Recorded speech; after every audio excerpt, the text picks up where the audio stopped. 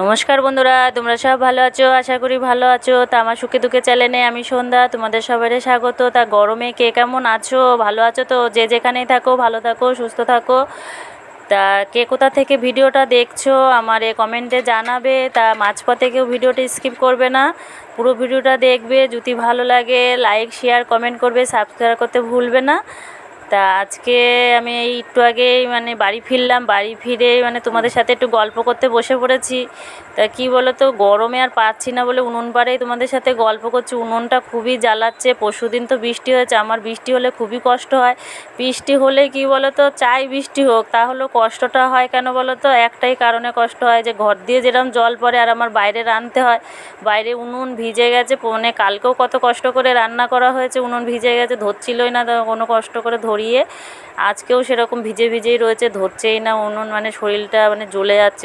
দেখবা উনুন ধরলে পরে অনেক কিছু রান্না করা যায়, আর উনুন না ধরলে এক পদও তোমার রাঁধতে ইচ্ছা করবে না। তো উনুনটা খুবই জ্বালাচ্ছে। রান্না বেশি কিছু করব না, আলু সিদ্ধ দিয়েছি আর মুসুরির ডাল করব, আম দিয়ে টক ডাল, আর পাঁপড় ভাজা করবো। তো তোমাদের তো পাঁপড়টা দেখালে আমি।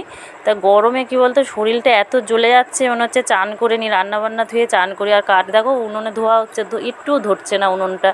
তা বাইরে বৃষ্টিতে আসলে পরে এর জন্য আমার খুব কষ্ট হয়। এমনি বৃষ্টি আসলে যে কষ্ট সেটা না, এই কারণের জন্য খুব কষ্ট হয়, যে বৃষ্টি আসলে আমার কষ্ট হয় এইটুকুর জন্যই।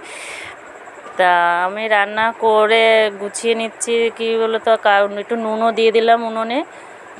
তা তোমরা যে যেখানেই থাকো ভালো থাকো, সুস্থ থাকো। খুবই গরম লাগছে, আর পেরে উঠছি না। মনে হচ্ছে চান মান করে নিয়ে গিয়ে রান্নাবান্না ধুয়ে, উনুনটা জ্বলছে না তো, খুব রাগ হয়ে যাচ্ছে। কি করব, সময় পাচ্ছি না, খুব রাগ হচ্ছে। উনুনটা এতই জ্বালাচ্ছে, আর গরমে কি বলতো ঘাম ঝরে ঝরে পড়ছে, গা হাত পা জ্বলে যাচ্ছে। আর এখানে টিনের চালে রোদ মানছে না, তাও জ্বলে যাচ্ছে শরীর। তা অনেক রাত্রির বেলায় তোমাদের সামনে আসলাম। তা সকাল থেকে আর সময় পাইনি আসার। তা এখন সন্ধে হয়ে গেছে, সন্ধ্যের সময় আমি একটু সন্ধে পুজো দিচ্ছি, সেটাই তোমাদের সাথে শেয়ার করলাম। তা সন্ধেটা দিচ্ছি কারণ আছে, ও ঠাকুমাই দেয়, আমি দিই না। তা ও ঠাকুমা 3 মাসের জন্য বেড়াতে চলে গেছে। এই 3 মাস মেজো মেয়ে আমার দিয়ে, বড় মেয়ে দিয়ে, এই সময় দিয়ে গোপাল সোনারে পুজো দিতে হবে, গোপাল সোনার সেবা তো দিতেই হবে। তা আমি এখন একটু দিয়ে নিচ্ছি আজকে। তা আজকে এক বাড়িতে গোপাল সোনার বার্থডে, সেই গোপাল সোনার বার্থডেতে নেমন্তন্ন আছে, প্রসাদ আনতে যাবো। তা আমার যাও এসে বসে আছে, যে যাবি নাকি প্রসাদ আনতে? তা আমি বললাম একটু বসো, আমি সন্ধ্যেটা দিয়ে তোমাদের সাথে যাব। তা আমি সন্ধে পুজোটা দিয়ে বেরোবো। তা সন্ধে পুজো দিয়ে এসে বলেছি, সে গোপাল সোনারে শোয়াবো, আগে সন্ধেটা দিয়ে গোপাল সোনারে খেতে দিয়ে দিয়েছি। গোপাল সোনার দিকে খাবে, আর আমি একটু গিয়ে প্রসাদ নিয়ে আসবো।